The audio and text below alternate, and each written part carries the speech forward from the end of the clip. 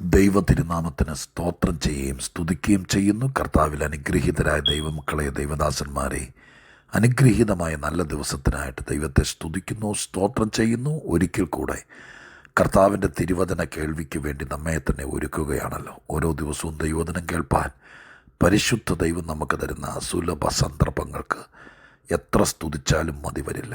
അതുപോലെ കർത്താവ് നമ്മളെ ധൈര്യപ്പെടുത്തിയും ബലപ്പെടുത്തിയും അനുദിനം വചനം തന്ന് നമ്മെ ഉറപ്പിക്കുന്നതിന് ഞാൻ ഒരിക്കൽ കൂടെ ദൈവത്തിന് സ്തുതിയും സ്തോത്രവും മഹത്വവും പുകഴ്ചയും എല്ലാം കരയേറ്റിക്കൊണ്ട് കർത്താവിൻ്റെ വചനം കേൾപ്പാൻ താല്പര്യം കാണിക്കുന്ന നിങ്ങൾക്കെല്ലാവർക്കും ക്രിസ്തുവേശുവിൻ്റെ ധന്യമുള്ള നാമത്തിൽ വിനീതമായ സ്നേഹ വന്ദനങ്ങൾ അറിയിച്ചുകൊണ്ട് ഈ നല്ല ദിവസം ദൈവത്തിൻ്റെ പരിശുദ്ധാത്മാവിൻ്റെ ഹൃദയത്തിൽ തന്നിരിക്കുന്ന ഒരു ദൈവിക ദൂത് ആത്മീക ചിന്തയായി നിങ്ങളോട് പങ്കുവയ്ക്കാൻ യെഹെസ്കേൽ പ്രവചനത്തിലേക്ക് നിങ്ങളുടെ ശ്രദ്ധയെത്തിരിക്കുകയാണ്.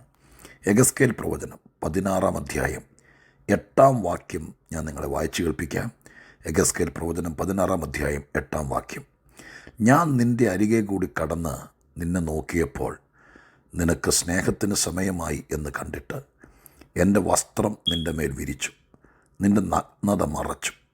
ഞാൻ നിന്നോട് സത്യവും നിയമവും ചെയ്തു, നീ എനിക്കുള്ളവർ ആയിത്തീർന്നു എന്ന യഹോവയായ കർത്താവിൻ്റെ അരുളപ്പാട്. ലാസ്റ്റ് ഭാഗം ഒന്നോടെ ഞാൻ ആവർത്തിക്കുന്നു. ഞാൻ നിന്നോട് സത്യവും നിയമവും ചെയ്തു, നീ എനിക്കുള്ളവൾ ആയിത്തീർന്നു എന്ന് യഹോവയായ കർത്താവിൻ്റെ അരുളപ്പാട്. ഇസ്രായേൽ മക്കളെക്കുറിച്ചുള്ള ദൈവത്തിൻ്റെ സ്നേഹത്തിൻ്റെ ഒരു ചരിതമാണ് 16-ാം അധ്യായത്തിൽ കാണാൻ കഴിയുന്നത്. ഇസ്രായേലിനെ കുറിച്ച് ദൈവമായ കർത്താവ് വിവിധ നിലവാരത്തിൽ പ്രവാചകന്മാരിലൂടെ അരുളി ചെയ്തിട്ടുണ്ട്.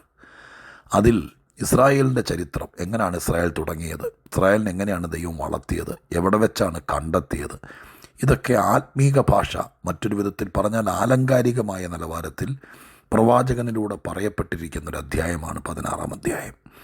അതിൻ്റെ ഓരോ ഭാഗങ്ങളും ആ വിധത്തിൽ ചിന്തിച്ചാൽ ഏറ്റവും ശ്രേഷ്ഠവും ശ്രദ്ധേയവുമാണ്. അത് മുഴുവൻ ഇവിടെ വാക്യമിട്ട് നിരത്താനുള്ള സാവകാശം പതിവായി പറയുന്നത് പോലെ ഇന്നും ഞാൻ എടുക്കുന്നില്ല.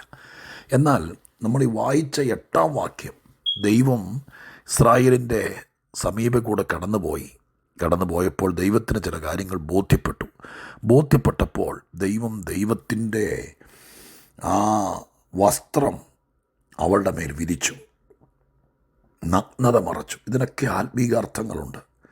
എന്നിട്ട് ദൈവം ഇസ്രായേലുമായിട്ടൊരു നിയമവും സത്യവും ചെയ്തു. ഇത് പഴയ നിയമ ഇസ്രായേലിനോടുള്ള ബന്ധത്തിലാണ്. പക്ഷെ ഇന്ന് നാം ഒരുമിച്ച് ചിന്തിക്കുമ്പോൾ, ഈ ഭാഗം ഇവിടെ വായിച്ച് മനസ്സിലാക്കുമ്പോൾ, ആരോടൊക്കെയോ ദൈവത്തിന് പറയാനുള്ള ദൈവീകമായിരിക്കുന്ന സത്യം ഇത്തരണത്തിൽ ബോധ്യപ്പെടുത്താൻ ആഗ്രഹിക്കുക.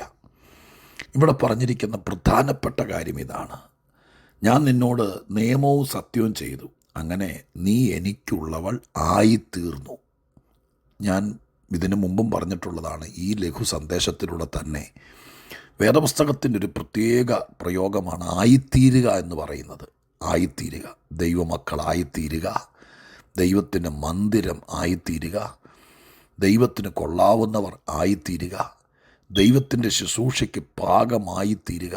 ഇങ്ങനെ ആയിത്തീരുക എന്നുള്ള വാക്ക് ബൈബിളിൽ ഒരുപാട് പ്രാവശ്യം കാണാൻ കഴിയുന്നു. നമ്മളാരും തികഞ്ഞവരായിട്ട് ഇങ്ങോട്ട് വന്നതല്ല. പിന്നെയോ വിവിധമായ നിലവാരത്തിൽ ദൈവമായ കർത്താവ് നമ്മെ ദൈവത്തിന് കൊള്ളാവുന്നവരാക്കി തീർക്കുക. ഇന്നും നമ്മെ ആക്കി തീർത്തുകൊണ്ടിരിക്കുക. ഏത് പ്രായത്തിലാണ്, എപ്പോഴാണ്, എവിടെ വെച്ചാണ് ഇങ്ങനെയൊക്കെ ഒരു ദൈവമായിട്ട് ഈ പറഞ്ഞ വാക്യം പോലെ ദൈവം ഒന്ന് കണ്ടുമുട്ടിയത്, ദൈവത്തിൻ്റെ കൃപയുടെ പുതപ്പ് നമ്മുടെ മേലിട്ടത്, നമ്മുടെ ആത്മീക നഗ്നത മറച്ചത്, നമ്മളോട് ദൈവമായ കർത്താവ് ഹൃദ്യമായിട്ട് ഇടപെട്ടത്, സത്യവും നിയമവും ചെയ്തത് എപ്പോഴാണ്? നമ്മുടെ ഹൃദയത്തിനകത്ത് നീ മറ്റാർക്കും ഉള്ളവളല്ല, മറ്റാർക്കും ഉള്ളവനല്ല, നീ എനിക്കുള്ളവൻ തന്നെയാണെന്ന് എപ്പോഴാണ് നമുക്ക് ഉറപ്പ് തന്നത്? അങ്ങനൊരു ഉറപ്പ് എന്നെ കേൾക്കുന്ന നിങ്ങൾക്ക് കിട്ടിയിട്ടുണ്ടോ? അതെയോ ഞാനും ക്രിസ്തീയ കുടുംബത്തിൽ ജനിച്ചു, എൻ്റെ അപ്പനും അമ്മയും എന്നെ ആ രീതിയിലൊക്കെ വളർത്തി, ബൈബിള് മേടിച്ച് കയ്യിൽ തന്നു, ഞാൻ ഇടയ്ക്കിടയ്ക്ക് വായിക്കും, പ്രാർത്ഥിക്കും, പള്ളിയിൽ പോകും, അല്ലെങ്കിൽ പാട്ട് പാടും, പ്രാർത്ഥിക്കുന്നവരുടെ അടുക്ക പോകും, എന്നെപ്പോലെ ഏതൊക്കെ ഉപദേശിമാരെ കേട്ട് അടുപ്പവും പരിചയമുണ്ട് എന്നൊരു ബന്ധത്തിൽ മാത്രം പോവുകയാണോ? അതെയോ ഞാനീ പറയുന്നത് ഇച്ചിരി ഗൗരവമായിട്ട് ചിന്തിക്കാമോ നിങ്ങൾക്ക്? നിങ്ങളും ദൈവവുമായിട്ട് എപ്പോഴെങ്കിലും സർവശക്തൻ നിങ്ങളോട് നീ എനിക്കുള്ളവൾ, നീ എനിക്കുള്ളവൻ തന്നെ എന്നെപ്പോഴെങ്കിലും പറഞ്ഞിട്ടുണ്ടോ? ഇതൊരു വലിയ കാര്യമാണ് കേട്ടോ. ഓണർഷിപ്പ് എന്ന് പറയുന്നൊരു പ്രയോഗം ഈ വാക്യത്തിൽ ഉപയോഗിക്കാമെന്ന് ഞാൻ വിചാരിക്കുന്നു. നമ്മൾ ആരുടെ വകയാണ് എന്നതൊരു വലിയ കാര്യമാണ്. ആരുടെ വകയാണ്? ഈ വാക്യത്തിൽ ദൈവം പറയുന്നു, നീ എൻ്റെ വകയാണ്, എനിക്കുള്ളവളാണ്, എനിക്കുള്ളവനാണ്. എന്നെ കേൾക്കുന്ന പ്രിയപ്പെട്ട സഹോദരി സഹോദരന്മാരെ, നാം ദൈവത്തിനുള്ളതാണ് എന്ന് നമ്മുടെ അപ്പനല്ല, നമ്മുടെ അമ്മയല്ല പറയേണ്ടത്, ഒരു പ്രവാചകനല്ല പറയേണ്ടത്. ഈ വാക്യം വെച്ച് നിങ്ങൾ നിങ്ങളുടെ മനസാക്ഷിയെ ബോധ്യപ്പെടുത്ത്. സാക്ഷാൽ ദൈവം അവരവർക്ക് ബോധ്യം തരും. നമ്മുടെ പിള്ളേരോടൊക്കെ നമ്മൾ പറയുകയാണ്, എടാ നീ എൻ്റെ വയറ്റിൽ കിടന്നപ്പോഴേ ഞാൻ നിന്നെ ദൈവത്തിന് കൊടുത്തിരിക്കുക എന്നൊക്കെ പറഞ്ഞാൽ ചെറുക്കം പറയാം, അമ്മയ്ക്ക് വേറെ പണിയൊന്നുമില്ലെന്ന് പറഞ്ഞാൽ എത്രയോ പിള്ളേരുണ്ട്. എല്ലാവരും അങ്ങനെയാണെന്ന് ഞാൻ പറയുന്നില്ല കേട്ടോ. പക്ഷേ ഈ വാക്യത്തിൻ്റെ ഭംഗിയായ രൂപരേഖ ഞാൻ നിങ്ങളുടെ മുമ്പിൽ കൊണ്ട് തരിക. ഇവിടെ ആരോടാണ് പറഞ്ഞത്? അമ്മച്ചിയല്ല പറഞ്ഞത്, വെല്ലുമ്മച്ചിയല്ല പറഞ്ഞത്, വീട്ടിൽ വന്ന് പ്രാർത്ഥിച്ചൊരു പ്രവാചകനുമല്ല പറഞ്ഞത്, നിന്നെ സൺഡേ സ്കൂളിൽ പഠിപ്പിച്ച അധ്യാപകനല്ല പറഞ്ഞത്, നിൻ്റെ പാട്ടും നിൻ്റെ കണ്ണീരൊക്കെ കണ്ടപ്പോൾ കൂടെ ഇരുന്ന് പ്രാർത്ഥിച്ച ഒരു പ്രായമുള്ള അപ്പച്ചനല്ല പറഞ്ഞത്. പിന്നെയോ സാക്ഷാൽ ദൈവമായവൻ. അയ്യോ, ദൈവം അങ്ങനെ പറയുമോ? പറയും ബ്രദറെ, പറയും സിസ്റ്ററെ. എൻ്റെ ചോദ്യം, നിങ്ങളോട് എപ്പോഴെങ്കിലും നിങ്ങളുടെ കഷ്ടതയുടെ നടുവിലായിരിക്കാം, സങ്കടത്തിൻ്റെ നടുവിലായിരിക്കാം, എല്ലാവരും കൂടി കുറ്റം പറഞ്ഞ് ഒറ്റപ്പെടുത്തി. ഇപ്പം ഈ പശ്ചാത്തലം 16-ാം അധ്യായം നിങ്ങൾക്ക് പറ്റുമെങ്കിലൊന്ന് വായിച്ചു നോക്ക്. ജനിച്ചിട്ട് ഒരു തുണി പോലും ശരീരത്തിൽ ഇട്ട് കൊടുക്കാനില്ലാതെ, കുളിപ്പിക്കാതെ, ഉപ്പ് തേക്കാതെ, അങ്ങനെയൊക്കെ എഴുതിയിരിക്കുന്നത്. അങ്ങനെ വഴിയോരത്ത് ആരോ കളഞ്ഞിട്ട് പോയതുപോലെ, ആരൊക്കെയോ കടിച്ചു തുപ്പി കളഞ്ഞതുപോലെ കളഞ്ഞിട്ട് പോയ സ്ഥാനത്ത്, ഇനി എന്തിനാ ജീവിക്കുന്നത് എന്ന് തോന്നിയ സ്ഥാനത്ത് എൻ്റെ ദൈവം അടുത്ത് വന്നിട്ട് പറഞ്ഞു, അവർക്കാർക്ക് നിന്നെ വേണ്ടെങ്കിൽ നീ എനിക്കുള്ളവൻ തന്നെ.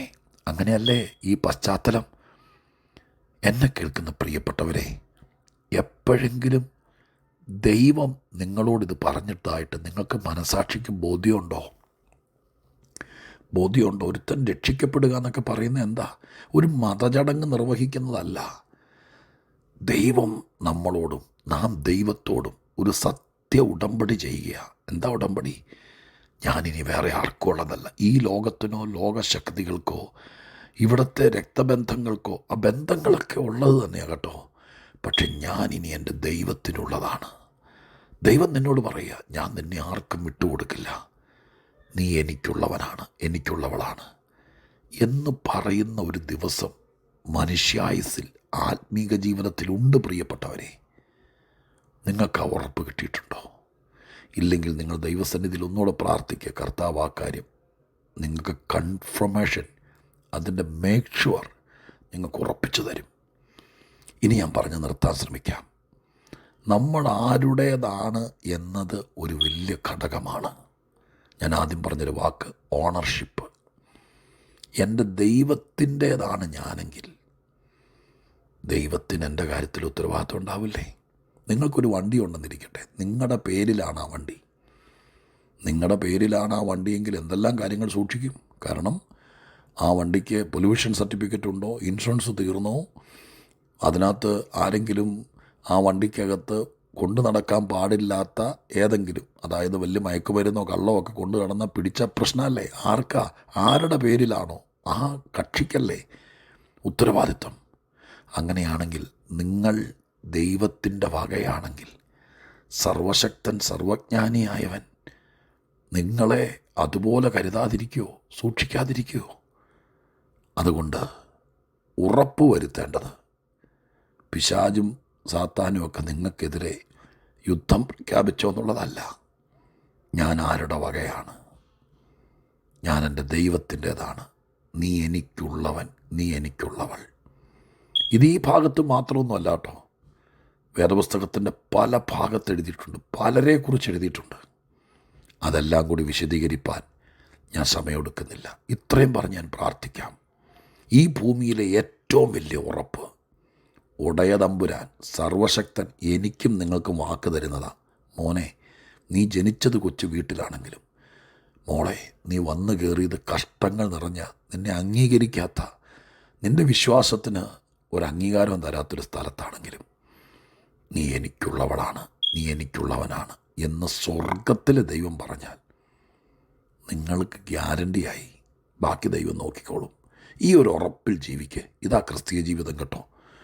ഈ ഒരു ഉറപ്പ് നിങ്ങൾക്കുണ്ടാകട്ടെ. ഞാൻ നിങ്ങളിൽ ആരോടോ വളരെ സ്പഷ്ടമായി പറയുന്നു, നീ ദൈവത്തിനുള്ളവൾ തന്നെയാ, നീ ദൈവത്തിനുള്ളവൻ തന്നെയാ. നിന്നെ ഒരു വഴിക്കും ദൈവം വിടിയേല. നിന്നെ രക്ഷിച്ചത് ദൈവമാ, നിന്നെ കണ്ടത് ദൈവമാ, കരുതിയത് ദൈവമാ. ആ ദൈവം ഏതൊക്കെയോ വിധത്തിൽ ഉപയോഗിക്കാൻ കണ്ടുവച്ചിരിക്കുക. അതിനു വേണ്ടി ദൈവസന്നിധിയിൽ പ്രതീക്ഷിച്ചോ പ്രാർത്ഥിച്ചോ ബാക്കി ദൈവം ചെയ്യും. ഇപ്പോൾ ഞാൻ പ്രാർത്ഥിക്കാം. പരിശുദ്ധ ദൈവമേ, ഞങ്ങളുടെ സ്വർഗീയ പിതാവേ, ഈ നല്ല ദൂതിനായി സ്തോത്രം. വേദപുസ്തകത്തിലെ ഏറ്റവും സുന്ദരമായ ഉറപ്പ് അഖിലാണ്ട സൃഷ്ടാവായ ദൈവം മൺപൊടിയായ മനുഷ്യനോട് പറയുന്നു, നീ എനിക്കുള്ളവനാണ്, നീ എനിക്കുള്ളവളാണ്. നാഥ, ഈ വാക്ക് കേട്ട് ഉറപ്പോടെ മുന്നോട്ട് പോകാൻ ദൈവം ചിലരെ ഒരുക്കണം. ആ ഉറപ്പിൽ ശക്തിപ്പെടാനിടയാകണം. എന്നെ കേട്ട, ഈ വചനം കേട്ട, ഈ സന്ദേശം കേട്ട ഒട്ടുമിക്കവാറും ആളുകൾക്ക് ഉറപ്പ് കൊടുക്കണം. ഞാൻ പ്രാർത്ഥിച്ച് അനുഗ്രഹിക്കുന്നു, യേശുവിൻ്റെ നാമത്തിൽ തന്നെ. ആമേൻ.